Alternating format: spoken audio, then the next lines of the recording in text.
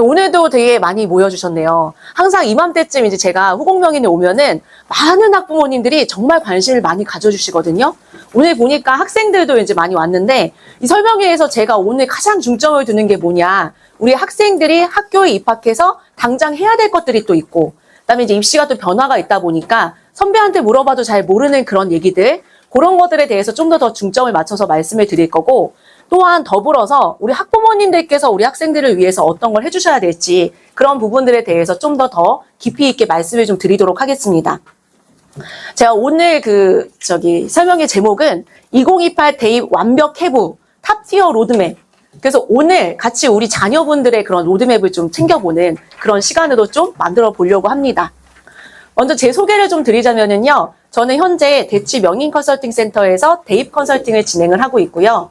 그다음에 대치, 송파, 중계, 천안, 대전 지역을 거점으로 해서 전국 단위 자사고, 특목고, 일반고, 외고 학생들 학생부를 관리하고 있습니다. 그러다 보니까 제가 여러 유형의 학교들 학생부 내용이나 그다음에 수행평가, 학교 특색 활동 이런 것들을 다 알고 있고 우리 후곡 지역에 있는 친구들도 컨설팅하는 친구들이 많이 있어요. 그래서 제가 우리 학교들의 특색이나 이런 점들을 잘 알고 있기 때문에 우리 친구들이 고등학교 가서 어떤 것부터 좀 챙겨야 되는지 그 부분들을 좀 더 자세하게 말씀을 드릴 수 있을 것 같습니다. 제가 준비한 요 PPT는 다 출력을 해서 드렸어요. 그래서 같이 넘겨보시면서 좀 약간 표시를 좀 해야 되는 부분이 있다 하시면은 표시도 좀 해보시고 그다음에 또 우리 자녀들 오늘 참석하지 못한 우리 자녀한테 알려줘야 되는 정보가 있다. 그러면은 꼭 표시하셔서 오늘 가셔서 다시 한번 우리 자녀분들과 얘기를 좀 나눠보시면 좋을 것 같습니다. 첫 번째 파트는 2028 대입을 준비하라. 대입 기본사항에 대해서 좀 말씀을 드리려고 합니다. 이제 고2이 진짜 얼마 안 남았어요. 근데 고등학교에 입학한다라는 거는 대입을 바로 준비하는 목전에 있는 거거든요. 그렇기 때문에 가장 중요한 건 대학이 어떻게 선발하는지를 좀 알고 계셔야 된다라는 겁니다. 대학이 어떻게 선발하는지 모르는데 대입 전략을 준비한다? 뭔가 어색하죠.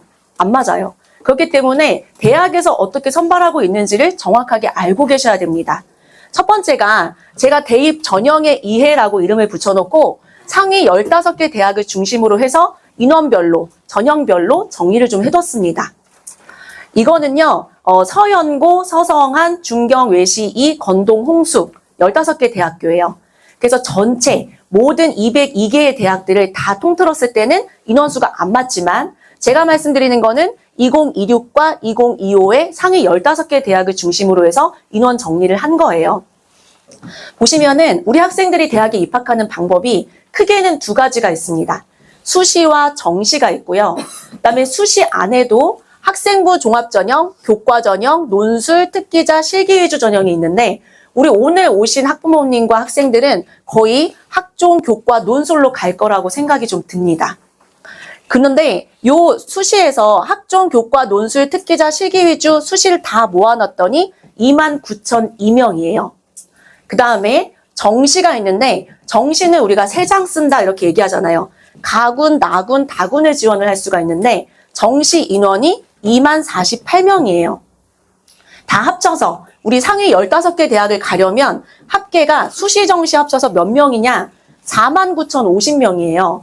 동그라미를 좀 쳐놓으세요. 거의 5만 명입니다. 그러면 5만 명 안에 들어야 지금 서연고, 서성한 15개 대학 안에 어딘가에 좀 들어갈 수 있다라는 답이 나와요. 근데 우리 남학생들은 좀 더 인원이 좀 적어지죠. 왜냐하면 제가 말씀드린 15개 대학들 중에 지금 이대와 숙대가 있었잖아요. 그래서 우리 남학생들은 좀 더 많이 분발해야 된다라는 네, 갑자기 표정이 좀 어두워졌습니다. 네. 그래서 이 5만 명 안에 들어야 되는데 이 5만 명? 5만 명이면은 뭐 괜찮지 않나? 이렇게 좀 생각하실 수는 있는데 현재 요번에 지금 수험생들 몇만 명이라고 좀 들으셨어요? 수능 응시 인원이 52만 명이래요. 그래서 재수생이 엄청 많이 늘어났다. 제가 뒤에서도 말씀드리겠지만 종로학원 발표에 의하면요. 지금 다시 이제 추산을 해보니까 요번 해에 있는 그 재수생 인원은 지금 20만 명이 더 늘어날 거래요. 네. 근데 사람 수가 늘어나는 건 전 괜찮다고 생각합니다. 왜냐하면 사람 수가 늘어나면 그만큼 1등급 인원이 늘어나는 거잖아요. 그런데 어떤 애들이 증가하는 거예요? 잘하는 애들. 실제로 제가 같이 컨설팅하고 있는 친구가 강원대 의대에 합격을 했어요, 이번에. 그런데 그 친구가 서울로 오겠다. 그래서 지금 벌써 재수학원에 들어갔어요. 네. 그래서 그런 친구들이 굉장히 많고 의대 정원이 어떻게 되든지 간에 한번 마음먹은 애들은 계속 끝까지 도전을 할 거예요. 그래서 우리 친구들이 정시도 도전을 많이 하지만 우리 재학생들은 수시에다가 도전을 더 많이 해야 됩니다. 더군다나 지금 보시면은요. 이거 2026학년도에 학종이 전년 대비 비율이 증가했어요. 전체적으로 보면 수시가 조금 더 증가했고 그중에서도 학종이 좀 많이 증가했다. 학종이라 하면 어떤 거냐면 학생부 교과 성적과 학생부 내용을 같이 더한 거예요. 그렇다는 얘기는 학교 가서 내신도 잘 챙기고 학교 생활도 열심히 해야 된다. 그래서 그런 친구들을 뽑겠다라는 게 지금 우리 대입 전형에서의 가장 주요 변화입니다. 근데 여태까지는 그럼 그렇게 안 뽑았냐? 아니에요. 그렇게까지 뽑고 있었어요. 뽑고 있었는데 더 이런 학교에서 어떻게 했는지를 열심히 보겠다라는 취지라고 생각하시면 됩니다.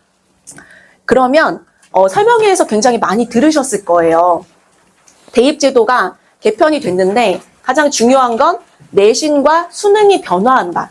내신과 수능은 지금도 계속 있었던 거거든요. 그런데 얘네들이 지금 어떻게 변하느냐? 내신에서는 2022 교육과정으로 고교학점제가 시행이 되면서 선택의 범위가 굉장히 많아졌다. 두 번째, 수능에서는 2028 통합형, 융합형 수능 과목 체제로 변화한다. 이런 얘기를 많이 들으셨는데 제가 좀 더 세세하게 좀 말씀을 드릴게요. 내신 9등급제에서 이제 5등급제로 변하게 됐거든요. 제가 지금 현재 내신 등급제에서 1등급 4%, 2등급 11%, 3등급 23% 여기서 좀 실선을 좀 그었습니다. 현재 바뀌는 데에서는 1등급 10%, 그다음에 2등급 34%예요, 누적. 근데 제가 여기서 실선을 이렇게 그었거든요. 3등급에서 실선을 그었어요. 그러면 여기 3등급까지가 좀 더 유의미한 대학, 수도권에 있는 대학, 우리 친구들이 인서울 하잖아요. 그 인서울에 있는 마지막 대학까지 다 포함을 했을 때 일반고 수준에서 보면 3등급 밑으로 가면 그런 수도권에 있는 대학 가기가 좀 힘듭니다. 그래서 3등급에서 제가 좀 실선을 그어놨어요. 3등급을 쭉 타고 내려오니까 지금 우리 5등급제에서는 몇 등급을 받아야 되는 거예요? 2등급까지는 받아야 된다. 근데 우리 친구들이 가서 2등급을 받았을 때 현재 어떤 애들이 같이 섞여 있는 거예요? 여기 밑에 있는 4등급 애들도 일부 여기 들어와 있는 거거든요. 그러면은 우리 대학에서 얘가 지금 진짜 1등급인지 2등급인지 이걸 또 판단하는 기준이 있어야 돼요. 왜냐하면 등급이 인원이 늘어나면서 경계가 흐려졌기 때문에. 그래서 그러면 등급만으로 판단할 수 없겠다. 그래서 더 중요해지는 게 어떤 거예요? 학교에서의 생활입니다. 그럼 그 학교에서의 생활을 보고 이 아이의 수준을 평가를 해보겠다라는 거예요. 제가 말씀드린 거는 이제 일반고 기준으로 말씀을 드렸는데 일반고와 그다음에 특목이 또 어떤 이제 좀 약간 차이가 있냐면 전부 다 그런 건 아니지만 일예로 제가 이제 그 외고 학생이랑 같이 그 학생부를 챙겼는데 그 학생이 주요 과목은 2.9등급, 그다음에 전체 과목은 3.3등급. 근데 그 친구가 이번에 어디 합격했냐? 서울대 지리교육과 연세대 유디, 그다음에 고려대 식품자원경제학과 그렇게 합격했어요. 근데 제가 일반고에서는 요렇게 됩니다라고 말씀을 드렸잖아요. 그래서 제가 일반고하고 그다음에 자사고 특목하고는 조금 차이가 있다. 네. 왜냐하면 제가 여기서 줄을 그어놔서 또 오해가 있으실까 봐 미리 좀 말씀을 드립니다. 그렇지만 그렇다 하더라도 우리 친구들이 어느 유형의 학교에 갔든 이제는 그럼 몇 등급 받아야 되는 거예요? 1등급을 받아야죠. 우리 일반고 친구들은 1등급 받아야 돼요. 그 다음에 우리 자사고나 특목 학생들도 1점 몇 등급 요렇게 받게 되겠죠. 그렇게 해야지 내가 원하는 좋은 대학에 갈 수 있는 확률이 좀 더 많아진다. 근데 솔직히 이렇게 등급 챙기는 게 쉬운 일은 아닙니다. 왜냐하면 과목들이 이렇게 많아지기 때문이에요. 1학년 가면은 공통 과목으로 공통 국어, 수학, 영어, 한국사, 사회, 과학 이렇게 배워요. 그 다음에 2학년 가면 일반 선택, 진로 선택, 융합 선택 이렇게 가는데 우리 원래 지금도 일반 선택이랑 진로 선택 과목이 있어요. 근데 지금 있는 진로 선택 과목은 아이들이 그냥 그렇게 학습에 부담이 좀 없었습니다. 왜냐하면 진로 선택 과목은 절대평가여서 ABC로 들어갔거든요. 80점 이상이면 A예요. 그래서 별로 그게 등급 부담이 없었는데 우리 친구들은 어떻게 돼요? 이게 다 지금 등급으로 들어가는 거잖아요. 그렇기 때문에 챙겨야 할 등급들이 굉장히 많기 때문에 학습의 부담이 좀 많아졌다. 제가 여기 색깔 칠해 놓은 거 있는데 여기 사회, 과학, 융합 선택 과목 여기만 지금 이제 성취평가고요. 나머지는 다 등급이 나와요. 그래서 우리 친구들이 5등급제 안에서 등급 챙겨야 되는 과목들이 많아졌다. 그럼 이 과목들도 다 선택을 해야 되는 거잖아요. 그 과목을 선택할 때 우리 아이들이 가장 중요하게 생각하는 게 뭐예요? 등급이 잘 나오려면? 인원수가 많아야 되거든요. 그럼 인원수가 많은 것도 좀 잘 생각해야 되고, 내 적성 진로에 맞는 것도 생각해야 되고, 굉장히 좀 머리 아파집니다. 지금 현재도 4월, 6월, 9월, 11월에 우리 학부모님들이 연락이 진짜 많이 와요. 어떤 과목을 선택해야 될지, 물리 선택할지 말지, 경제 선택할지 말지. 근데 과목들이 더 많아지고 그다음에 과목 이름도 생소해졌어요. 그렇기 때문에 우리 학부모님들도 굉장히 혼란이 좀 많이 오실 거다. 그래서 제가 이제 지금 요 교육과정 편성표 사례를 좀 하나 보여드릴 건데, 제가 모든 학교를 다 보여드릴 수는 없고 저동고 거를 좀 가지고 왔습니다. 근데 우리 후공명인학원에서 지금 학교별 간담회 하잖아요. 학교별 자료를 갖고 있지 못하면 간담회를 준비를 할 수가 없어요. 그래서 각 학교 지금 여기 계신 분들이 다 저동고는 아니실 테니까, 그런데 우리 후공명인에서 지금 간담회를 계속해서 진행을 하고 있으니까 거기 오셔서 이런 선택 과목이라든지 각 학교 특색에 맞는 정보들을 좀 많이 캐치를 좀 해놓으셔야 고등학교 입학한 다음에 혼란이 없습니다. 저는 오늘 저동고 거를 좀 사례로 들어서 그러면 교육과정 편제표 우리 학교 거를 어떻게 보면 좋으신지 그거에 대해서 좀 말씀을 드릴게요. 일단 1학년 가면은 기초랑 탐구 과목, 선택 과목 이런 것들이 있는데, 지금 기초 과목에서 보시면은 우리 공통국어 1, 공통국어 2 이렇게 있어요. 1학년 때 공통국어 1, 2, 수학, 영어, 사회, 과학, 한국사 이렇게 배워요. 그래서 여기 학년별로 보시면은 1학기, 2학기, 1학기, 2학기에 뭐 배우는지, 그 다음에 이런 기초 과목을 2학년 때 뭐 배우는지, 국어, 1학기 때 문화, 그 다음에 2학기 때 화법과 언어 이렇게 보시면 돼요. 그럼 여기에 이렇게 박혀있는 과목들은 모든 아이들이 선택이 없이 같이 그냥 배운다라는 얘기예요. 그러면은 전교생이 같이 보는 거죠, 한 학년이 같이 보는 거기 때문에 얘는 거기에서의 10%가 몇 명인지 그렇게 좀 계산을 좀 해보시면 됩니다. 우리 1학년에서의 변화는 어떤 거냐면요. 원래는 국어를 1학기, 2학기 똑같이 1년으로 갔어요. 그런데 이제부터는 학기에 다 끝나요. 학기에 끝나고 학기에 학생부를 마무리해주게 돼 있어요. 그렇기 때문에 우리 친구들이 지금 작년까지의 우리 친구들 1학년 때보다는 학생부 내용 챙겨야 될 게 굉장히 많아졌다. 왜냐하면 공통국어 1이 1학기 때 끝나고 세특이 끝나요. 공통국어 2가 세특이 2학기 때 끝나요. 그렇기 때문에 지금은 우리 친구들이 1학년 때 1년이 끝나면서 12월에 선생님들이 학생부를 검토를 시켜줬거든요. 우리 친구들은 어떻게 되는 거냐? 한 학기 마무리할 때마다 선생님들이 학생부를 마무리를 하시고 보여주실 거예요. 그러면 수행평가나 세특활동이나 이런 것들도 일정이 좀 당겨지겠죠. 선생님들이 빨리 쓰셔야 되니까. 그래서 우리 친구들이 학생부 내용 챙길 것들이 훨씬 더 많아졌다. 왜냐하면 다 학기로 다 끝나니까. 그래서 여기 1학년 거고요. 그다음에 이제 저동고 2학년, 3학년의 과목 선택들 보시면은 여기에 한 10과목, 11과목 이렇게 있는데 그 중에서 4과목, 3과목 이렇게 선택을 해야 돼요. 그럼 예를 들어서 지금 2학년 1학기 때 맨 위에 택 4라고 돼 있어요. 경제, 수학, 사회문화, 세계시민과 지리, 세계사, 현대사회와 윤리, 물리, 화학, 생명, 지구, 인공지능 기초 이렇게 있는데 내가 지금 이과, 자연계열 갈 거예요. 공학계열. 나 사회 너무 싫다. 사회 너무 싫어가지고 물리, 화학, 생명, 지구 얘네를 다 할지, 아니면 과학 4과목 너무 부담된다. 과학 2개만 선택하고 사회를 선택할지, 요것도 되게 고민이 되는 거예요. 선택지가 많을수록 고민이 많이 됩니다. 지금도 학교들에서 이렇게 해놓고 선택하라 그러면은 애들이 뭐 해야 될지 굉장히 중구난방이거든요. 근데 애들이 이제 또 귀가 얇아요. 귀가 얇기 때문에 친구들이 많이 선택하는 거, 내 진로가 상관없는데 친구들 많이 선택하는 걸 엄마 나 저걸 해야 될 것 같아 이러거든요. 근데 그럴 때 우리 학부모님들도 같이 그래 그럼 그거 해 이렇게 하면은 이게 잘 결론이 안 납니다. 그래서 우리 학부모님들이 먼저 우리 학교에 있는 과목들 파악을 좀 하신 다음에 그 과목들이 뭐를 가르치는 과목인지 알고 계셔야 돼요. 어느 진로에 필요한 건지. 그래서 제가 항상 요 선택 과목 안내서 다운받으셔서 보세요 이렇게 말씀을 드리거든요. 그래서 요거는 각 시도교육청에서 발간한 자료예요.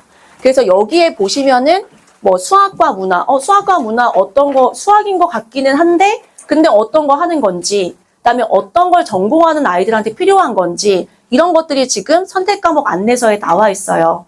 그다음에 화학 반응의 세계. 아까 저동고 같은 경우에 화학 반응의 세계 3학년에 있던데 3학년 1학기 때. 그러면은 그런 과목들이 어떨 때 필요한 건지, 뭐 배우는 건지, 뭐 전공할 때 필요한 건지 미리 좀 서칭을 좀 해놓으셔야 돼요. 그래야 우리 친구들이 과목을 선택할 때 흔들리지 않고 우리 학부모님들과 같이 의논해서 선정을 좀 할 수가 있습니다. 그래서 제가 이거는 각 시도 교육청에서 발간한 자료이기 때문에 우리 학부모님들이 경기도 교육청 들어가셔도 다운받을 수 있고 서울시 교육청 들어가도 다운받으실 수 있어요. 근데 제가 그렇게 말씀만 드렸더니 잘 못 찾으시는 학부모님들이 계시더라고요.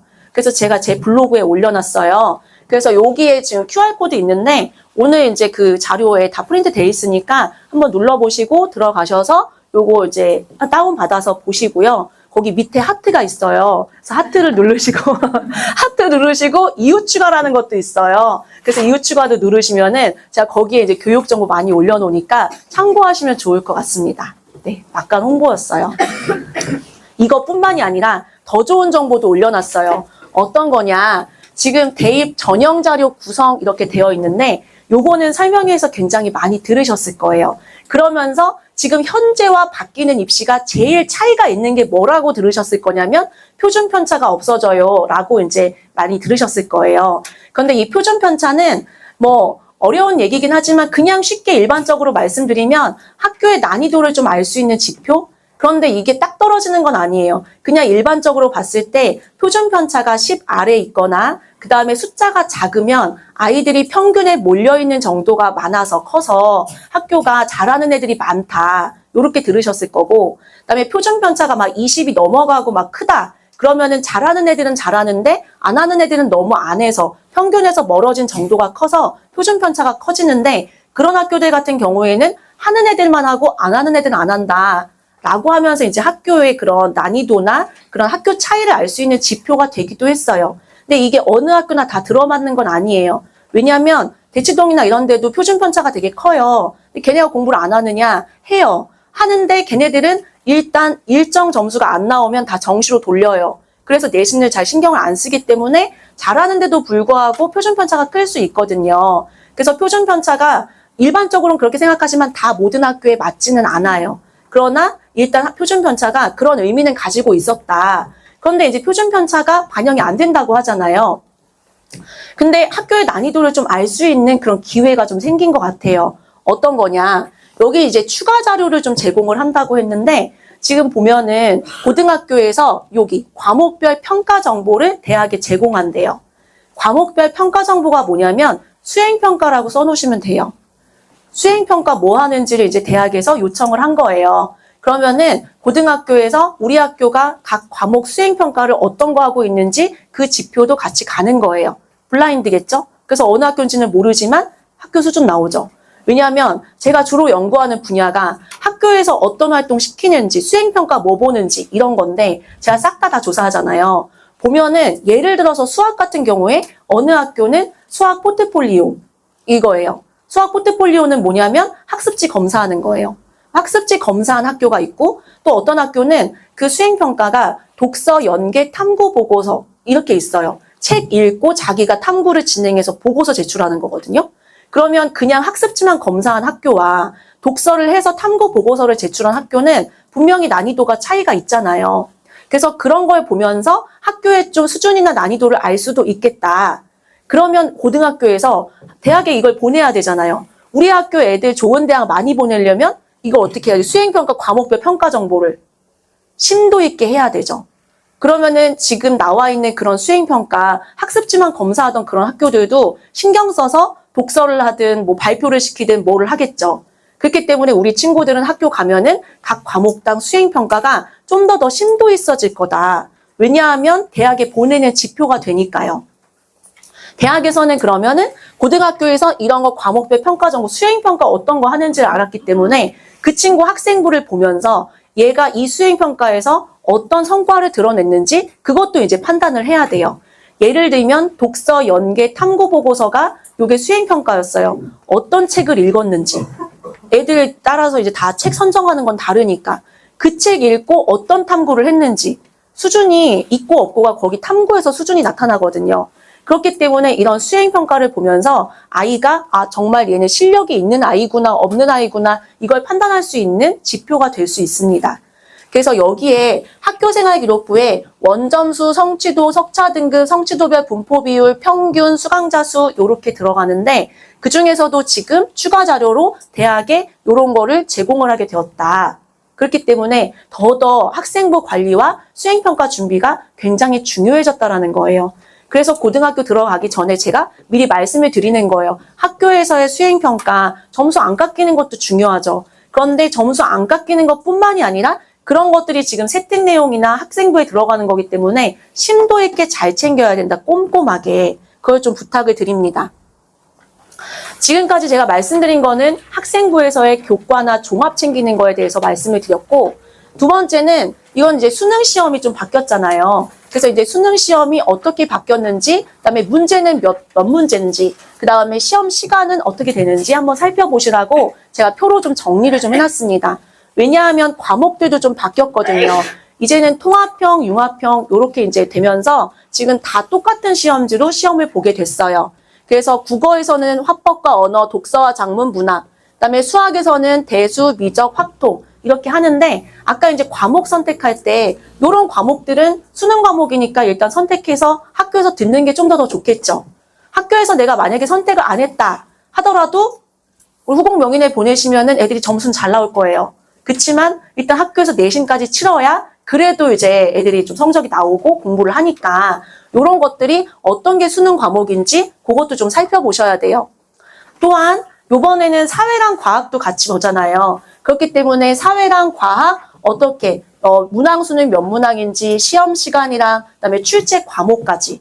근데 여기에서 얘기하는 이런 통합사회, 통합과학이 다 몇 학년 때 하는 거예요?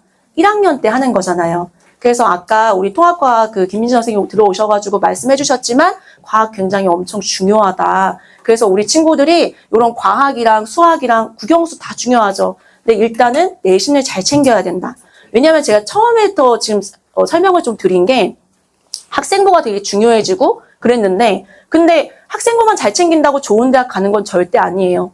교과 성적이 뒷받침이 돼야 됩니다. 그렇기 때문에 내신이 제일 1순위고 그 다음에 학생부로 내 내신을 뒷받침해주고 밝혀주는 거예요.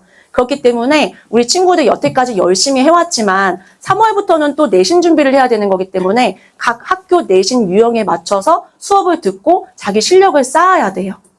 그래서 우리 학부모님들이 해주실 역할은 우리 학생들한테 좋은 학원을 추천해 주는 거. 어느 학원이에요? 네, 우리 후공명인이에요. 네. 그 다음에 우리 학생들이 할 것은 와서 공부 열심히 해서 등급 1등급 받는 거. 그겁니다. 그래서 제가 이제 여기서 말씀드리는 거는 수능 시험 요 체제가 어떻게 바뀌었는지 요것도 알고 계셔야 과목을 선택할 때 훨씬 더 잘 선택을 하실 수가 있습니다. 이거는 제가 한번 보시라고 아까 앞에서 말씀드렸지만 2025와 2026 예상 N수생 규모예요. 아까 말씀드렸지만은 여기 일단 2025년에 재학생 34만 명, N수생 18만 명, 52만 명이잖아요. 50만 명이 넘어요. 그다음에 2026학년도 예상치 38만 명, N수생 20만 명, 58만 명이에요. 그러면은 아까 제가 말씀드렸잖아요. 15개 대학 가려면 5만 등 안에 들어야 된다. 점점 더 힘들어진다라는 겁니다. 네. 자, 그러면은 이렇게 힘든 가운데 우리 친구들이 대학에 가기 위해서 고등학교 입학 후 어떻게 좀 준비를 해야 되는가에 대해서 좀 더 실질적으로 좀 말씀을 드릴게요. 저는 이렇게 이름을 붙였습니다. 대입 성공 전략, 나만의 무기 만들기. 왜냐? 공부는 기본이니까. 기본 이외에 나만의 그런 전략을 만들고 고등학교에 들어가서 준비를 해야 내가 원하는 대학에 합격할 확률을 좀 더 많이 높일 수가 있습니다. 제가 요거는 이 표는요. 고등학생의 1095일의 여정이라고 이름을 좀 붙여봤어요. 우리 학생들이 3학년 때까지 공부를 하면 1095일을 보내게 되는데 1학기, 2학기로 나눠서 일정을 좀 정리를 했습니다. 이거는 올해 일정이니까 이거는 가셔가지고 뭐 냉장고에 붙여놓으시든 항상 요거를 보시면서 계획을 좀 짜시면 좋을 것 같아요. 일단 여기에 써있는 날짜들은 모의고사 날짜예요. 3월 26일 수요일에 모의고사 있고 5월 8일 요거는 3학년이니까 상관없고 6월. 그래서 우리 친구들은 3월, 6월, 9월, 10월에 모의고사를 보게 됩니다. 그 다음에 4월 말에서 5월 초 중간고사를 보고요. 그다음에 7월 말에 기말고사를 봐요. 그다음에 8월에 방학을 했다가 9월이랑 10월 사이에 중간고사, 그다음에 12월에 기말고사 이렇게 봅니다. 그래서 매달 입학하면서 계속 시험이에요. 모의고사, 중간고사, 모의고사, 기말고사, 방학, 모의고사, 중간고사, 모의고사, 기말고사, 방학 이러면서 이제 1년 끝나고 2년 끝나고 3년 끝나면서 이제 대학 가는 거예요. 그래서 계속 시험이다. 그렇기 때문에 우리 친구들이 지금 탄탄하게 준비를 안 해놓잖아요. 학교 가서 3월부터 지금 뭐 동아리도 선정해야 되죠. 그다음에 회장 나갈 아이들은 또 공약도 지금 만들어야 되죠. 할 거 되게 많고 그다음에 과목도 선택해야 되고 엄청 혼란의 그런 시간이에요. 근데 지금 공부를 안 해놓으면 여기 가서 당장 모의고사는 어떻게 할 거며 중간고사는 어떻게 할 거냐. 지금 공부한 걸로 한 학기 버티는 거라고 생각하시면 됩니다. 그다음에 3월부터 또 단단하게 준비를 해놔야지 여기에서 중간고사에서 성적이 나올 수가 있어요.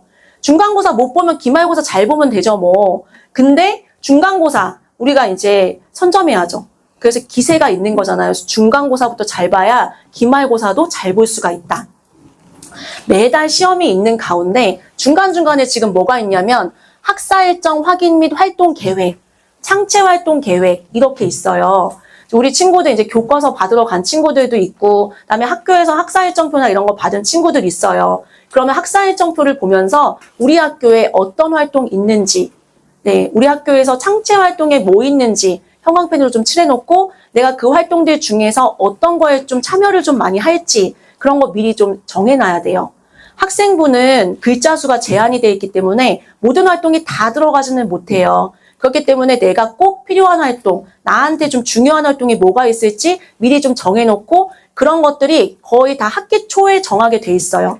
학기 초에 뒤에 게시판을 잘 봐야 돼요. 뒤에 게시판에 공지물 올라온 거 그런 거 다 잘 보고 거기에서 나한테 필요한 거 참여를 할지 말지도 다 결정을 해놔야 3월에 결정한 것이 1년에 가는 거예요. 거의 대부분.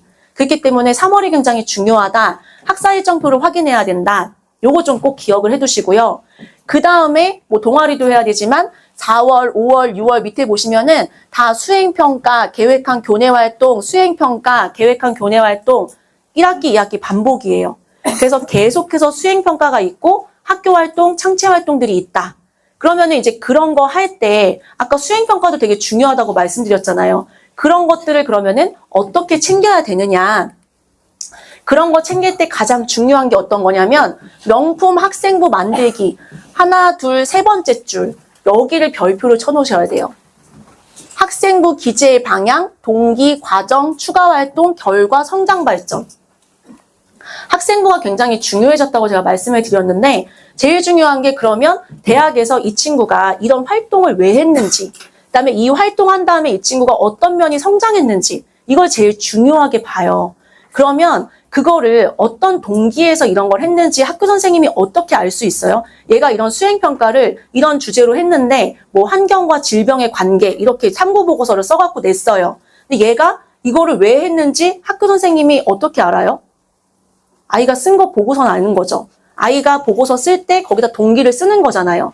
동기가 중요하다고 하잖아요. 보고서 쓸 때 뭐가 중요하다? 동기가 중요하다. 학생부는 기본적으로 누가 써주는 거냐면 학교 선생님이 써주는 거예요. 내가 쓰는 게 아니라. 그러면 우리 고등학교 가서 할 역할은 어떤 거냐? 우리 선생님이 나의 학생부를 잘 써줄 수 있도록 도와드려야 돼요. 그러면 동기가 중요하다고 했으니까 학교 선생님이 내 동기를 잘 알고 이해해서 써주실 수 있도록 동기를 잘 작성해야 되겠죠. 동기는 대부분 뭘로 가는 게 제일 좋다? 책으로 가는 게 제일 좋아요. 왜냐하면 대학에서는 책 읽는 걸 굉장히 좋아하는데 책 제목이랑 저자명이 들어가는 란이 대학에서는 안 보여요. 가리고 들어가기 때문에. 그렇기 때문에 이런 수행평가나 학교 활동을 했을 때 탐구보고서 같은 거 쓸 때 책으로 들어가는 게 가장 좋습니다. 어떠한 책을 읽고 문제의식을 느껴 이러한 주제의 탐구를 진행한 이렇게 들어가는 거예요. 내가 어떠한 책을 읽고 느낀 거를 우리 선생님은 몰라요. 그렇기 때문에 보고서 낼 때 침묵의 봄을 읽고 환경 문제에 관심을 가져 인간과 환경의 질병에 대한 내용을 토대로 뭐 탐구 보고서를 진행함 이렇게 이제 들어가야 되는 거예요. 그렇기 때문에 이런 동기 같은 거를 잘 써야 된다. 성장하고 발전한 점, 내가 이 탐구를 하면서 어떤 점이 성장했는지 우리 선생님이 어떻게 알아요? 몰라요. 그렇기 때문에 거기에서 보고서 말미에다가 뭐라고 써야 돼요? 이 탐구를 하는 과정에서 이러한 면을 성장시킬 수 있었다. 이렇게 마무리를 지어야 우리 선생님이 그 보고서를 보고 써줄 수가 있어요. 탐구 보고서 제가 이제 또 뒤에서 이제 말씀을 드릴 텐데, 탐구 보고서 쓸 때 애들이 이제 또 욕심이 많은 친구들은 엄청 어려운 내용으로 막 써요. 근데 제가 이제 애들한테 하는 얘기는 뭐냐? 이거는 읽는 사람이 잘 이해할 수 있도록 써야 된다. 아무리 좋은 내용이어도 써주는 우리 선생님이 이해가 안 가면 학생부는 이해 안 가는 내용으로 채워져요. 그렇기 때문에 가독성 있게 쓰는 거. 그다음에 선생님이 이해를 도울 수 있게 그런 이제 뭐 시각자료라든지 이런 걸 넣어가지고 우리 선생님이 이해를 잘할 수 있게 해줘야 나의 탐구 내용이 학생부에 제대로 좀 들어갈 수가 있습니다. 그래서 여기에 명품 학생부 만드는 것 중에서 우리 친구들이 보고서 활동이나 이런 것들이 많을 텐데, 그런 거 쓸 때는 이런 학생부 기재 방향에 맞춰서 자기의 보고서가 제대로 들어갈 수 있도록 하는 게 가장 중요합니다. 그 다음에 우리 이제 1학년 들어가면서 지금까지와는 다르게 학교생활기록부 양식이 좀 변동이 있어요. 그래서 그 변화에 대해서 우리 학부모님들께 좀 말씀을 드리려고 합니다. 원래는 요 창의적 체험활동 상황, 얘네가 이제 창의체험활동, 그 다음에 교과학습 발달 상황, 그 다음에 행특 이렇게 있는데, 학교폭력 조치나 이런 것들이 이제 학생부 항목으로 또 나왔어요. 여기 오시는 우리 학생과 학부모님들은 학교폭력과는 관계가 없을 것 같아서 그 부분을 뺐습니다. 필요합니다. 있으신가요? 네. 그래서 여기 6번의 창의적 체험활동 상황 여기 말씀드릴게요. 원래는 여기가 자율활동, 동아리활동, 진로활동 이렇게 있어요. 학생부 앞부분에 들어가는 거예요. 근데 지금 이제 바뀐 게 자율자치활동 이렇게 바뀌었습니다. 그래서 글자 수 변동이나 이런 건 없는데 약간 여기 영역명이 좀 변동이 좀 있다. 근데 이제 보통 보면은 선생님 자율활동에 뭐 들어가고 진로활동에 뭐 들어가나요? 이렇게 또 많이 문의를 하시는데, 요거는 이제 학교에서의 어떤 재량이기도 하지만 보통은 자율활동 보면은 학교에서 같이 하는 활동 있잖아요. 뭐 그 수학여행 갔다 오고 뭐 이런 활동들. 그래서 그런 활동들이 여기에 자율활동에 쓰여요. 그다음에 진로활동은 우리 이제 학교 가면은 뭐 진로 시간 뭐 이러면서 진로 독서도 하고 뭐 그래요. 그래서 자기 진로에 대한 그런 관심사나 이런 거 넓히면서 보고서 쓰는 활동들, 그런 활동들이 대부분 여기 진로 활동에 좀 들어갑니다. 그다음에 아까 제가 학사 일정표를 확인하세요 라고 얘기를 드렸는데, 학사 일정표에 뭐 마약 예방 교육, 학교 폭력 예방 교육 뭐 이런 것들이 있어요. 그래서 그런 거 듣고 만약에 이제 보고서를 썼다. 그러면은 그런 거 자율 자치 활동 이런 데에 들어갈 수도 있습니다. 네. 그래서 이제 그런 활동들이 있다. 그게 1학년, 2학년, 3학년 계속 되는 거예요. 그 다음에 교과학습 발달 상황도 지금 이제 성적 나오는 방식이 달라졌으니까 변동이 있겠죠. 그래서 학기, 교과, 과목, 학점, 원점수 평균, 성취도, 성취도별 분포 비율, 등급, 수강자 수, 비고 이렇게 이제 칸이 구성되어 있어요. 그래서 이것도 약간 변동이 있다. 그 다음에 우리한테 중요한 거는 여기죠. 세부 능력 및 특기 사항. 그래서 여기 세부 능력 및 특기 사항 줄여서 세특 이렇게 얘기하는데, 여기 세특에 우리 과목 선생님들이 이 아이의 수행 정도라든지 그 다음에 뭐 세특 관련해서 활동한 거라든지 이런 것들을 여기에다가 적어주시는 거예요. 과목당 500자씩, 바이트 수로는 1500바이트 들어가게 됩니다. 그래서 어떤 것들을 활동으로 채웠는지에 따라서 여기가 풍성해지고 빈약해지고 대학에서 원하는 학생부가 되고 안 되고가 되는 거예요. 그렇기 때문에 여기에다가 정말 나의 어떤 차별점을 잘 채워 넣어야 정말 뽑히는 학생부가 될 수 있다. 그래서 우리가 고등학교 가서 신경 써야 되는 학생부 부분이 모두 다 신경을 써야 되지만, 일단 창체활동, 그다음에 교과활동, 그다음에 맨 마지막에 행동특기 및 발달 상황이라고 있어요. 그래서 거기는 이제 우리 담임 선생님이 나에 대해서 평가를 좀 해주시는 부분이에요. 그래서 이제 그런 부분들을 잘 챙기려면 구체적인 사례가 좀 있어야 됩니다. 왜냐하면 그냥 쓰면은 그냥 나열식이에요. 우리 학교 학생부 나열식이에요. 이렇게 얘기하는 학생들 많은데, 그런 나열식 학생부가 왜 들어오느냐? 제가 학생부 표준 가이드라인에 대해서 좀 말씀을 드릴게요. 2025 학교생활기록부 기재 중에서 창체활동 요 부분이에요. 아까 창의적 체험활동 상황, 자율, 그다음에 동아리, 진로 요 부분이에요. 요 부분 쓸 때 선생님들한테 이렇게 가이드를 줬어요. 어떻게 하냐? 학생의 영역별 활동에 대해서 교사가 상시 관찰 및 평가한 누가 기록을 바탕으로 구체적 활동 사실과 학생의 활동 태도 및 노력에 의한 행동 변화와 성장 등을 기재함. 이렇게 돼 있거든요. 그런데 제가 보면은 우리 학교 너무 나열식이에요 라고 하는 그런 학생부들을 보면은 어디까지 써 있는 게 맞냐. 구체적 활동 사실과 학생의 활동 태도 여기까지만 써 있는 경우가 많이 있어요. 반 회장 역할을 맡아 어떠한 활동을 함. 여기까지 써 있는 경우가 있어요. 그러면은 그게 학생의 활동까지만 써준 거예요. 근데 지금 어떤 거를 써야 된다? 행동 변화와 성장. 그러면은 뭐 1학기 회장으로서 어떠한 것을 공약으로 내걸고 이를 뭐 잘 진행하기 위해서 학급 회의를 열고 어떻게 하는 과정에서 친구들의 호응을 얻는 등 리더적 역량이 탁월함. 이런 식으로 들어가야 변화와 성장까지가 들어가는 거거든요. 그러려면은 어떤 공약을 세웠는지 그런 구체적 기획 활동이 좀 들어가야 돼요. 그래서 그런 내용들이 들어가야 요 창체 활동이 대학에서 읽을 만한 내용이 들어가 있는 그런 창체 활동이 될 수 있다라는 겁니다. 제가 우리 예비고일들 컨설팅하면서 가장 많이 물어보시는 게 어떤 거냐면 첫 번째가 동아리 뭐 해요? 요거고요. 그다음에 두 번째가 뭐냐면은 회장 해요 말아요예요. 회장 해요 말아요. 근데 그 회장이 왜 그러시는지 잘 모르겠지만 일단 회장 해요 말아요의 저의 대답은 해라. 하고 싶으면 해라예요. 하고 싶으면 하는데 근데 전국에 고등학교 엄청 많잖아요. 그러면은 거기에서 반 회장부 회장은 차고 넘쳐요. 그래서 그냥 타이틀만 있는 회장부 회장은 소용이 없어요. 그냥 있는 건. 하려면은 아까 제가 말한 것처럼 공약 같은 걸 내세워가지고 그런 걸로 자기가 기획해서 1년을 끌고 가야 그게 유의미하게 들어가요. 회장으로서 내세웠던 공약을 실천하기 위해서 어떠한 노력을 보였으며 그 결과 뭐 전 선생님이 칭찬하는 그런 학급 분위기를 형성하였음. 이런 식으로 들어가야 아 회장으로서 진짜 열심히 했구나. 이게 들어갑니다. 그래서 여기 앉아있는 우리 친구들 중에 또 회장 선거 나갈 친구들이 또 있을 수도 있을 것 같아서 공약으로 좀 좋은 거 몇 가지를 얘기를 좀 해드릴게요. 그래서 그러면 이제 제가 공약으로 1년 프로젝트 같은 걸 해야 돼. 이렇게 이제 얘기를 해주거든요. 그러면 이제 공약으로 아이들이 또 많이 하는 게 우산 대여제 뭐 이런 거예요. 비 오는 날 이제 우산 안 가지고 왔을 때 학교에서 빌려주는 거예요. 근데 빌려는 잘 가는데 잘 안 갖고 와요. 회수율이 좀 떨어져요. 그러면은 이제 그런 우산 빌려줬을 때 회수율이 떨어지는 거에 대해서 고민을 한 후 학급 회의를 열어서 어떠한 뭐 해결책을 제시해서 학급 운영에 도움이 되도록 이끌었음. 요렇게. 또는 애들이 이제 요즘에 열품타 같은 거 이제 학습 관리 앱 같은 거 많이 활용을 하거든요. 근데 그게 애들하고 다 같이 공유해가지고 쓸 수 있는 그런 앱이에요. 그래서 자기네 반 애들을 거기에 다 초대를 해서 공부하는 반 분위기를 만들겠다. 왜냐하면 거기에 자기 학습 시간이나 이런 게 이제 공개가 되거든요. 그래서 애들이 또 경쟁 의식을 좀 느껴가지고 공부도 열심히 하는 편이에요. 그래서 그런 거 이제 가서 공약을 하면서 내가 우리 반 친구들의 어떤 학습 능력 향상을 위해서 열품타를 활용해서 우리 반 모두를 다 참여를 시킨 다음에 공부하는 시간이나 이런 것들을 체크하면서 학습 공부하는 분위기의 학급을 만들겠다. 이런 것도 굉장히 좋아요. 1년 다 끌고 가는 거 되게 힘들거든요. 근데 공약 세울 때 이것만 얘기하면 떨어져요. 왜냐하면 애들이 다 공부하고 싶어 하는 건 아니거든요. 그런데 반장이 되려면 일단 표를 받아야 되잖아요. 그래서 일단 요거는 맨 밑에 깔아두고 처음에 뭘 해야 되냐.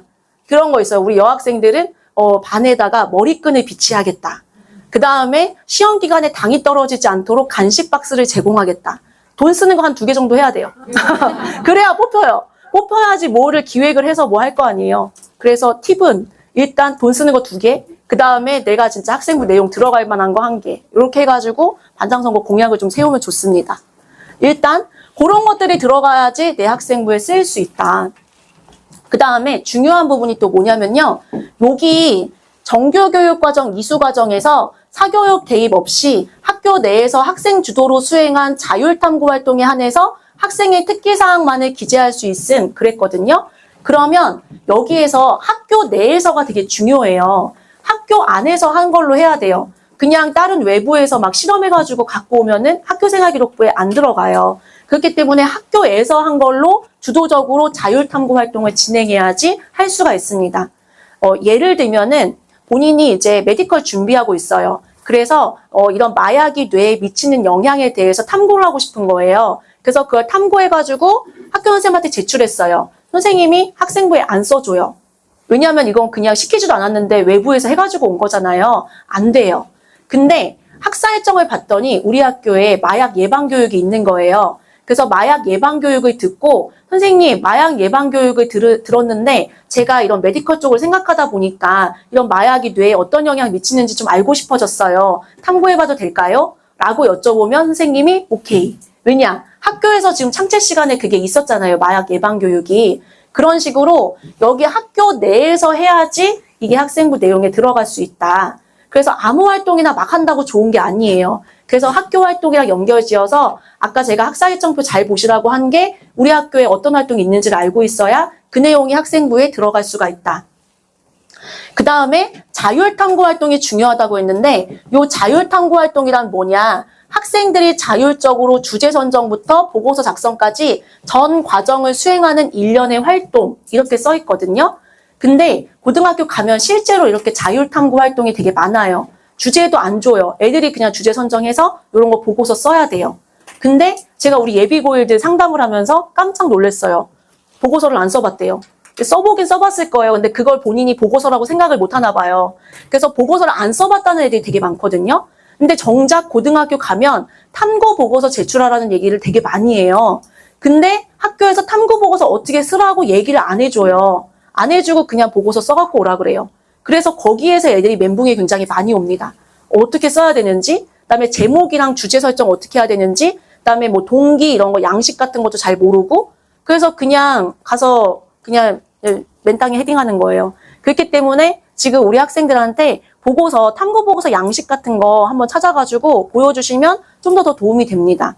그래서 탐구 보고서 양식 뭐 인터넷에 치시면 많이 나오겠지만 아니면은 이제 학술 연구 정보 서비스라고 논문 볼 수 있는 사이트가 있어요. 그럼 이제 논문을 하나 다운을 받으셔서 보고서 개요가 이렇다. 그건 이제 논문이니까 내용은 아이들이 좀 어려울 거고 이런 거 작성할 때는 개요를 이렇게 짜야 된다. 요거 정도를 알려주시면 아이들이 좀 더 쉽게 좀 접근할 수 있습니다. 그래서 이런 자율보고서 활동이 창체 활동에 들어간다. 그 다음에 두 번째, 학교생활기록부 기재양식 중에 과목 세트.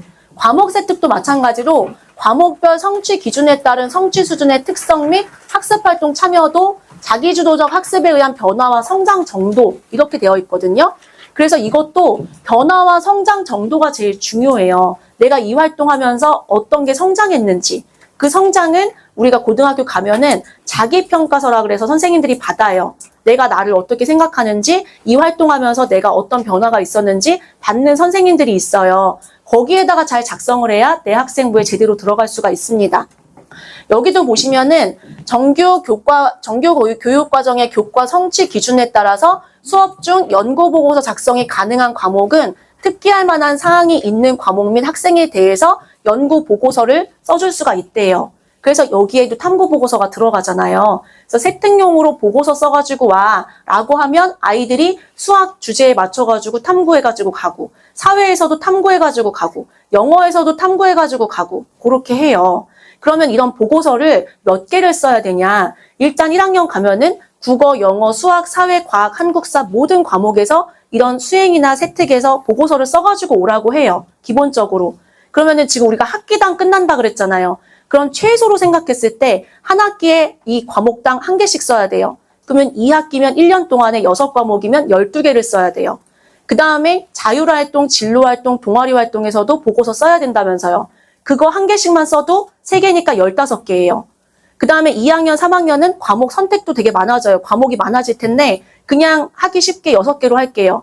그러면은 1년에 1학년 때 15개, 최소 15개 써야 되는데 3년이면은 3, 5, 15, 3, 1, 3, 4, 45개. 그러면은 많게는 과목이 늘어나면은 한 60개까지는 써야 된다라는 결론이 나옵니다. 60개, 70개. 네. 그래서 그런 보고서들이 다 계속 여기에 이제 학생부 내용에 들어가야 된다라는 거예요. 그래서 보고서나 이런 거 작성하는 게 굉장히 중요합니다. 그래서 제가 오죽하면은 이런 거를 막 수업으로 만들어가지고 애들한테 어떻게 하는지 그런 것들도 또 막 얘기를 해줬어요. 그래서 책을 뭐 감상문을 작성한 다음에 보고서 쓰고 그 다음에 그거를 가지고 발표 자료까지 요렇게 한 세트로 만드는 게 학교에서 하는 활동이에요. 제가 이제 말로만 설명드리면은 도대체 뭐를 하라는 건지 모르실 것 같아서 제가 이제 수업 진행했던 거 가지고 왔어요. 그래서 요렇게 책 읽고 감상문 쓰고 그 다음에 탐구 보고서 한 다음에 요렇게 발표 자료까지 PPT로 만드는 거예요. 그래서 이런 거를 고등학교에서 계속적으로 시키고 이런 활동들 때문에 우리 학생들이 공부하고 그다음에 이런 거 자료 만들고 이러느라고 굉장히 바쁘다. 그래서 이런 탐구 보고서가 지금 말씀드린 것처럼 굉장히 중요하니까 이런 탐구 보고서가 어떻게 생겼는지 그런 것들을 우리 학생들한테 좀 미리 알려주시면 좋습니다. 그다음에 고입 전에 좀 더 준비를 해놓으면 좋은 게 어떤 거냐면 제가 이제 여기 이름은 뭐 의예과 학생부 로드맵 예시, 그다음에 뭐 경영학과 학생부 로드맵 예시 요렇게 붙여놓기는 했는데요. 근데 이제 이거는 뭐 의예과, 경영학과 이거에 딱 국한한 게 아니고 제가 이제 말씀드리고 싶은 거는 1학년, 2학년, 3학년 좀 더 연결성 있게 학생부를 챙기기 위해서는 미리 좀 생각을 좀 해둬야 된다라는 겁니다. 근데 이제 우리 친구들이 아직은 명확하게 뭐 목표가 설정돼 있거나 학과를 정하거나 이런 친구들은 좀 드물어요. 근데 우리 친구들이 내가 문과인지 이과인지 정도는 알고 있더라고요. 제가 얘기시켜보면은. 그렇기 때문에 내가 이과인지 문과인지 그런 것들을 좀 알고 있으면 과목을 어느 쪽으로 좀 많이 선택을 해야 될지, 그 다음에 이과 문과인데 이과에서도 뭐 내가 자연 계열인지 공학 계열인지 요거 정도는 알 수 있기 때문에 1학년 때는 어떤 거 하고 2학년 때 어떤 거 하고 3학년 때 어떤 거 할지 대략적으로 좀 생각을 해놓으면 좋습니다.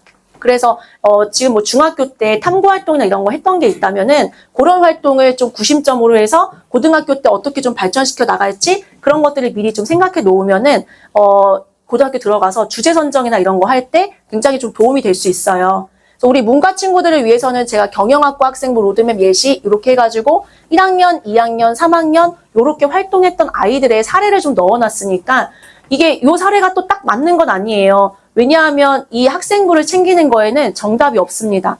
우리 국어랑 영어랑 수학은 배우면 문제를 풀어서 정답을 맞고 틀리고가 있어요. 그런데 이런 학생부 챙기는 거는 정답이 없고 정답을 내가 만들어가는 거예요. 그래서 나의 어떤 그런 특별한 점, 차별화된 점을 어떻게 좀 드러낼 수 있을까? 그런 고민이 들어가는 것이 이런 학생부 관리입니다. 고등학교 가면은 우리 친구들이 그러면 학생부를 관리해야 되는데 우리 부모님들께서 어떻게 도와주시면 좋을지 그 부분에 대해서 이제 좀 말씀을 드리고 싶어요. 그래서 이거를 어떻게 말씀을 드리면 좋을까 생각을 하면서 제가 이제 같이 컨설팅을 좀 진행하고 있는 친구들 사례를 가지고 왔는데 저는 우리 친구들이랑 학생이랑 학부모님이랑 저랑 같이 단톡방을 만들어요. 그래서 단톡방 만들어서 우리 친구들이 자기 학교에서 하는 활동들을 이렇게 올려줘요. 그래서 아까 얘기한 것처럼 뭐 독서 연계 탐구 보고서가 나왔다. 아니면은 학교에서 뭐 무슨 활동을 했다. 보고서 써갖고 오라고 했다. 그러면 이제 그런 거 다 올려줘요. 그러면은 제가 이제 그 친구의 진로나 관심사나 이런 거 알고 있으니까 그러면은 이런 주제로 해보면 어떨지 주제 선정과 그 다음에 자료, 필요한 자료들 제공을 해줘요. 그 다음에 그것뿐만이 아니라 이제 학교에서 활동들 선정해야 되는 게 되게 많아요. 동아리도 어떤 거 해야 될지, 그 다음에 또 학교에서 아까 제가 말씀드린 것처럼 뭐 각종 발표회라든지 이런 거 있는데 그거 참여해야 될지 말아야 될지 그런 것도 애들이 다 올려줘요. 그래서 올려주면은 그 중에서 어떤 게 좀 더 효율적인지, 그다음에 너한테는 이건 필요하지만 이건 필요하지 않다. 이런 거 이제 같이 얘기를 해주고 가이드를 해줍니다. 제가 이 말씀을 드리는 이유는 이걸 이제 우리 학부모님들께서 해주시면 좋다라는 거예요. 다 가족 단톡방 있으시죠? 없으세요? 그 오늘 가족 단톡방부터 만드셔야 돼요. 단톡방을 만드신 후 우리 친구들이 3월부터 이런 거를 올려줄 수 있게 해주셔야 돼요. 근데 딱 3월 4일 딱 돼가지고 애들이 올리진 않을 거잖아요. 그러니까 지금부터 좀 올리는 연습을 좀 해야 됩니다. 그래서 필요한 게 있다면 여기다 올리고, 그 다음에 가장 우리 자녀가 어디에 관심 있는지는 우리 부모님들이 잘 아시잖아요. 그래서 뉴스나 뭐 이런 거 보셨다가 이거 우리 애한테 좀 필요한 거다. 그러면은 그런 거 링크 이제 올리셔가지고 아이들이 좀 참고할 수 있게 좀 봐주시고, 그 다음에 우리 친구들이 학교 가서 어떤 거 이제 동아리 같은 거 뭐 해야 될지 고민할 때 다 올릴 거잖아요. 그럼 이제 우리 부모님들이 해주시고, 그 다음에 또 이제 숙제 같은 거 막 올릴 거잖아요. 그럼 자료 막 서칭해 주시고 그러시면 돼요. 하실 수 있으시겠어요? 네. 자, 이렇게 알고 싶지 않다. 네. 근데 이제 이런 것들이 아이들이 굉장히 힘들어하는 부분이기 때문에 우리 부모님들이 지원해 주시면 굉장히 좋아요. 그래서 이제 우리 부모님들이 힘드시면 저와 같은 컨설턴트한테 맡기시면 되죠. 근데 이제 모르고 맡기는 것과 알고 맡기는 거하고는 차이가 있고, 또 그 다음에 우리 부모님들이 옆에서 응원을 해주시는 것과 안 해주시는 거는 큰 차이가 있기 때문에 제가 그 부분에 대해서 좀 말씀을 드리는 겁니다. 그 다음에 또 제가 제일 중요하게 생각하는 게 이 부분이에요. 저는 우리 친구들이랑 한 달에 한 번 만나서 컨설팅 하면서 아이가 어떤 활동 했는지를 쭉 정리를 좀 해요. 그래서 정리해서 이런 것들이 지금 어떻게 활동이 발전돼 가고 있는지 그런 것들을 하는데, 제가 오늘 말씀드린 내용이 우리 학생들이든 우리 학부모님들이든 이렇게 아직 고입 전이기 때문에 제가 말씀드린 거를 다 100% 이해는 못 하셨을 수도 있어요. 그렇지만 앞에 거 다 잊어먹으셔도 여기는 기억을 꼭 하셔야 돼요. 우리 친구들이 꼭 해야 되는 부분. 내가 어떤 거 하고 있는지 기록을 꼭 해놔야 된다. 컴퓨터에 폴더 같은 거로 정리를 좀 해놓으시는 게 되게 좋아요. 이거는 두 가지 목적이 있어요. 어떤 목적이 있냐? 첫 번째는 어떤 거냐면 지금 12월 달 방학하기 겨울방학 전, 그 다음에 지금 잠깐 개학해가지고 애들이 2월 달에 학교를 가요. 그럴 때 뭐를 하냐면 학교에서 학생부 가안이나 이런 거 보여주면서 학생부 내용에 들어간 것 중 누락된 게 있는지, 수정해야 될 게 있는지 이런 거 이제 검토를 시켜요. 그럼 우리 친구들이 3월부터 누적돼서 온 것이 거기에 학생부 내용에 들어가 있기 때문에 내 거가 제대로 들어가 있는지 안 들어가 있는지 잘 몰라요. 그렇기 때문에 그때 이런 것들을 활용을 해야 돼요. 다시 열어보고 내가 활동했던 것 중에 과목마다 빠진 게 있는지 없는지 확인을 좀 해야 돼요. 그래서 저도 같이 이제 확인을 해주다 보면은 우리 선생님들 되게 꼼꼼하신데, 근데 그래도 이게 한두 가지 빠진 것들이 좀 있을 때가 있어요. 그래서 그런 것들 가서 말씀을 드려야 내 학생부에 빠지는 거 없이, 누락되는 거 없이 들어갈 수가 있습니다. 이 학생부는요, 학교에서 되게 꼼꼼하게 잘 챙겨줘요, 요즘에는. 그렇지만 이 학생부는 내 거기 때문에 내가 신경 쓰지 않으면은 빠지는 게 있으면 누구도 고쳐줄 수가 없어요. 그렇기 때문에 내가 먼저 신경 쓰고 선생님한테 가서 말씀드리고 수정하고 이런 상황들이 좀 있어야 됩니다. 그래서 첫 번째는 내가 했던 활동이 빠짐없이 들어갔는지 그걸 확인하는 용도. 그다음에 두 번째는 여기에다가 이렇게 작성을 좀 해놓고 있어야 1학년, 2학년, 3학년 연계, 과목 간 연계, 이런 연계된 스토리 있는 학생부를 만들 수 있습니다. 왜냐하면 여기에 이제 뭐 예를 들어서 국어 시간에 카페인 음료 줄이기 카드 뉴스를 제작을 했어요. 그러면은 이런 걸 동기로 삼아서 2학년 생명 시간에 카페인이 뇌에 미치는 영향, 뭐 뇌 같은 거 배우면서 거기에 동기로 좀 작성을 또 할 수가 있고, 그 다음에 뭐 국어 시간에 했던 거를 영어 시간이나 수학 시간에 연관 지어가지고 학생부 내용을 좀 챙길 수도 있고, 그래서 여러 가지 학생부 내용을 좀 더 풍성하게 하는데 굉장히 도움이 좀 많이 됩니다. 그렇기 때문에 이런 부분들을 잘 챙기기 위해서는 이렇게 정리하는 게 되게 필요해요. 고등학교 가면서 가장 중요한 거 뭐냐면 첫 번째가 오래 앉아있는 엉덩이 힘이에요. 오래 앉아서 공부해야지 공부 실력을 높일 수가 있어요. 두 번째는 꼼꼼한 기록이에요. 꼼꼼하게 기록을 해야 놓치는 거 없이, 누락되는 거 없이 내 학생부를 챙길 수가 있습니다. 이렇게 학생부를 챙기려면은요, 어떤 거냐? 이렇게 돼요.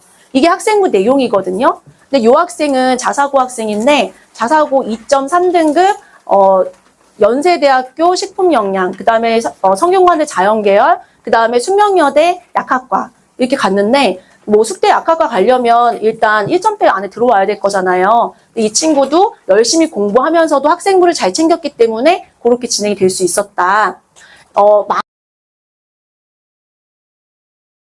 교수 초빙 진로 특강을 통해서 줄기세포가 보여주는 현재와 우리의 미래에 대한 강연을 듣고 관련 내용을 중심으로 탐구해 소감문을 작성함, 이렇게 들어갔거든요. 일반고에서 다 시켜요. 모든 학교에서 명사초청이라 그래서 선생님 모셔가지고 온 다음에 강의 듣고 소감문 작성하면은 학생부 넣어줄게 이러거든요. 그러면 이제 애들이 다 손들고 가서 소감문을 작성을 해요. 작성을 하고 거기서 끝나요. 근데 이 친구 같은 경우는 추가 조사를 진행하여 배아줄기세포와 성체줄기세포의 차이점을 이해하고 이를 계기로 줄기세포의 윤리적 문제에 대해서 고민을 한 내용, 이렇게 들어가는 거예요.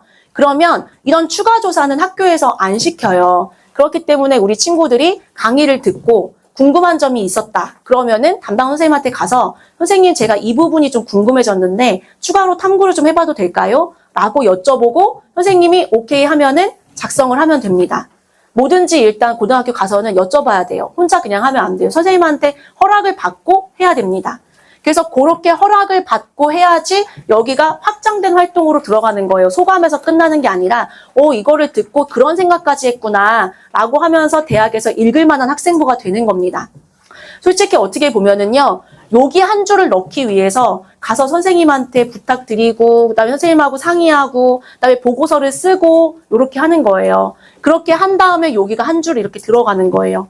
그래서 이 한 줄 한 줄이 굉장히 소중한 한 줄이고 이 한 줄이 우리 학생들의 어떤 학부를 좀 가르는 그런 기준이 될 수 있는 지표이기 때문에 고등학교 가서 모든 활동 하나하나, 선택 하나하나, 그 다음에 이런 활동 하나하나가 굉장히 중요하다라는 점을 다시 한번 좀 강조를 좀 드립니다. 그래서 제가 이 학생부를 왜 관리를 해야 되며 그 다음에 바뀌는 입시에서 학생부나 학생부 관리 중에 특히나 수행평가나 연구보고서 쓰는 게 왜 이렇게 중요한지 그 부분에 대해서 좀 말씀을 드렸어요. 그래서 아직은 고입 전이기 때문에 제가 말씀드린 것들 중에서 뭐 좀 잊어먹거나 뭐 그런 부분이 좀 있을 수도 있지만 제가 아까 마지막에 말씀드렸던 거 이 부분은 좀 잊지 마시고 우리 학생들한테 강조해 주시고 알려주시고 하면 좋을 것 같습니다.